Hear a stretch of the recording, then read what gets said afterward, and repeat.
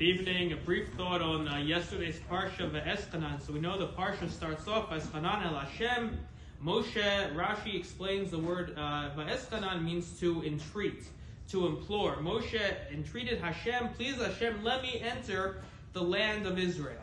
And Rashi says also as well that Chinun is a language of matnas chinam, a free gift. Moshe was saying, I don't deserve it because of my good deeds, but Hashem, give me this free gift of getting into Eretz Yisrael, even if I don't deserve it. And we can imagine, if Moshe says he didn't deserve it, how much more so we should think in terms of deserving an art tefillos. But what's interesting is Chazal say that Va'eschanan has a gematria, as we know, of 515. That Moshe entreated Hashem, he prayed 515 times to enter Eretz Yisrael.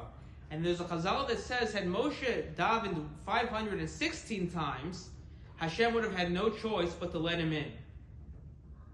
And I think what's interesting from here is the question, so what would be so bad if Moshe entered Eretz Yisrael? So Chazal explained further that had Moshe entered Israel, what would have happened? He would have gone up and he would have built the Beis HaMikdash. And when the Jews sinned, Hashem would have no choice, but he wouldn't be able to destroy the Beis HaMikdash that Moshe built. It would be too holy.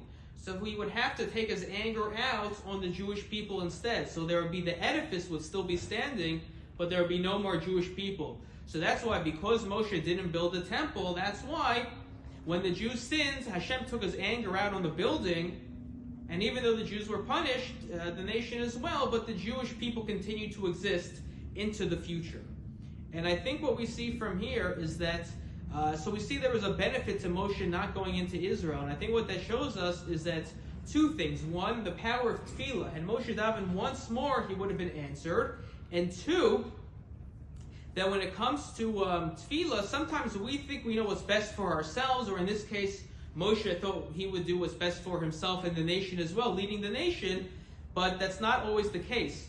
That we have to be careful with our tefillos. The Gemara says that a person actually shouldn't daven, a man shouldn't say, Hashem, I want to marry this specific woman. Why?